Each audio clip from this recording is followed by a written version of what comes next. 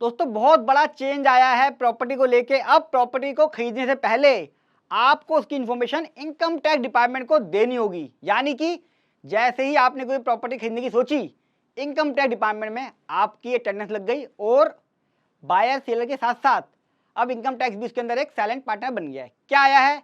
एक तो stamp paper आप अब कैश में नहीं खरीद सकते, दूसरा स्टैम्प पेपर खरीदने की इंफॉर्मेशन इनकम टैक्स को जाएगी। क्या है नया प्रोविजन? रूल 237 आया है स्टैम्प पेपर को लेके कि उसकी भी अब रिपोर्टिंग इनकम टैक्स वाले को होगी। तो अब क्या होगा? आपकी प्रॉपर्टी की ट्रैकिंग स्टैम्प पेपर से लेते ही शुरू हो गई इनकम टैक्स डिपार्टमेंट को। क्या रूल है पूरा समझाता हूं। पहले समझाता हूं कि इंडिया के अंदर 75% कैश पेमेंट होती थी स्टैम्प पेपर को लेके, जिसकी कभी भी आज तक रिपोर्टिंग नहीं हुई। मैंने भी एक केस कराया था 18 करोड़ का कैश डिपॉजिट का स्टैम्प पेपर का। सोचिए किसी की रिपोर्टिंग नहीं हुई होगी, मैंने केस करा दिया उसका। वैसे सोर्स हमेशा अनएक्सप्लेन होता था। अनएक्सप्लेन क्यों? ये वो कैश होता था जो आपको प्रॉपर्टी बेचते वक्त सर्कल रेट से ऊपर मिलता था। आप कहते थे यार चलो खपा दो स्टैम्प पेपर में, खप जाएगा।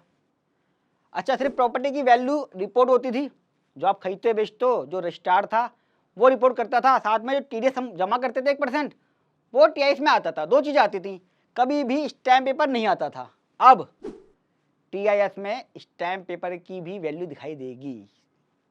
क्या आया नया प्रोविजन? इनकम टैक्स वालों को रिपोर्ट करेगा stock holding corporation of India limited.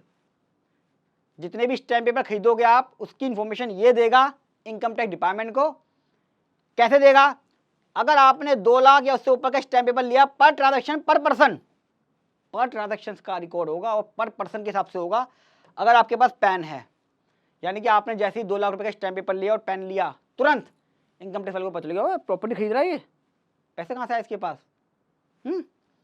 और 1 लाख रुपए की लिमिटेड रिपोर्टिंग होगी, 1 लाख या उससे ऊपर की पर ट्रांजैक्शन पर पर्सन, अगर आपके पास पैन नहीं दिया आपने तो।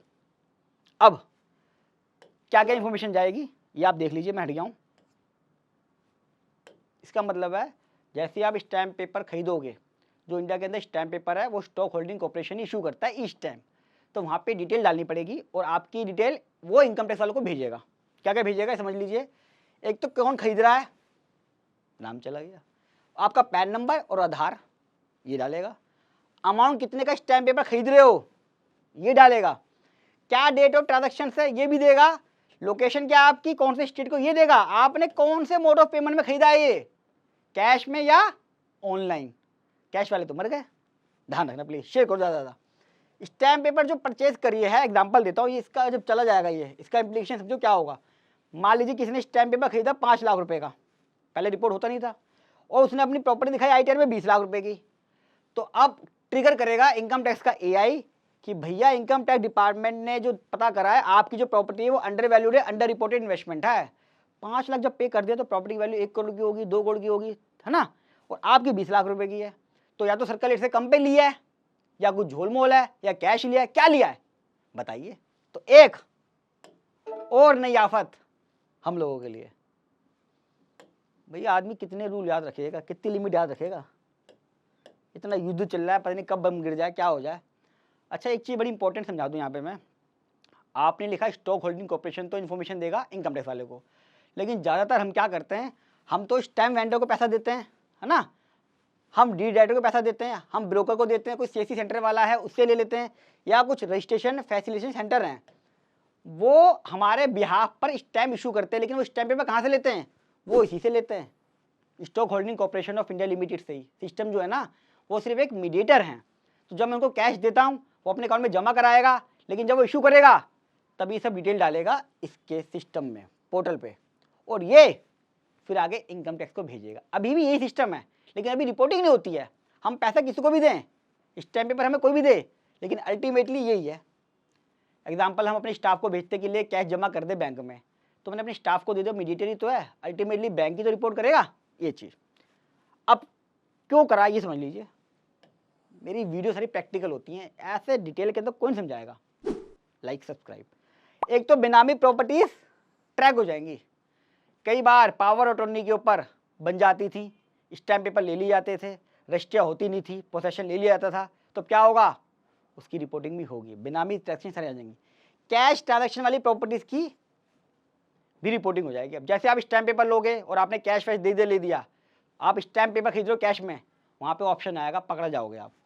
अनडिस्क्लोज इन्वेस्टमेंट, मैंने पीछे एग्जांपल दिया है, आपने स्टैम्प पेपर तो ले लिया, प्रॉपर्टी भी ले ली, दिखाया कहीं नहीं, लेकिन सिस्टम में तो रिपोर्ट हो गया।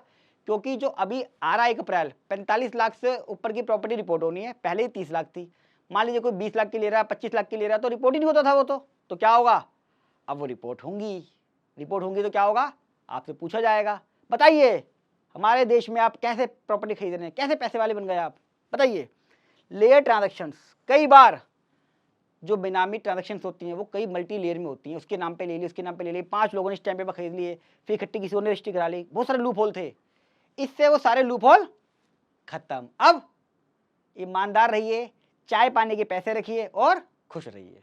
वीडियो कैसी लगी कमेंट बॉक्स में जरूर बताइएगा, कोई क्वेरी है वो पूछ लीजिएगा, और फर्स्ट टाइम आ रहे हैं सब्सक्राइब कर लें। इंडिया का इकलौता प्रैक्टिकल चैनल है दोस्तों ये, जहाँ पे मैं सिर्फ प्रैक्टिकल बातें बताता हूँ, और भी बहुत सारी लिमिट्स मैंने वीडियो बना रखी है, सारी प्रैक्टिकल है, जरूर देखना दोस्तों। हमें सावधान रहना है, हमें नॉलेजेबल रहना है। अगर हम नॉलेजेबल रहेंगे तो हम इनकम टैक्स डिपार्टमेंट से नोटिस से दूर रहेंगे। भाई गलत तो कुछ नहीं है, रिपोर्टिंग का हमें ध्यान रखना है कि रिपोर्टिंग नहीं तो हो जाए, हम लॉ फॉलो कर रहे हैं नहीं कर रहे हैं। इसलिए मैं हमेशा कहता हूँ कि जब कभी भी आप प्रॉपर्टी खरीदें बेचें, शुरुआत से एक सीए को जरूर अपॉइंट कर लें, ताकि वो पूरे साल आपके आईटीआर, खरीदना बेचना, ब्रोकर फीस, इन सब चीज़ों को ध्यान रखें। आपकी एग्जम्पशंस हैं, कैपिटल गेन कैलकुलेशन है, इन सब चीज़ों को ध्यान भी रखें। वीडियो को जितना ज़्यादा हो सके ग्रुप में, व्हाट्सएप पे, सब जगह शेयर करें, क्योंकि बहुत बड़ा मैटर है, बहुत ज़्यादा केस आएंगे, नई नई चीज़ है, ट्रेसिंग ज़्यादा होगी। तो अपने व्हाट्सएप ग्रुप पे, फेसबुक ग्रुप पे, सब जगह इसको शेयर करें। मिलूंगा अगली वीडियो में, तब तक के लिए नमस्कार।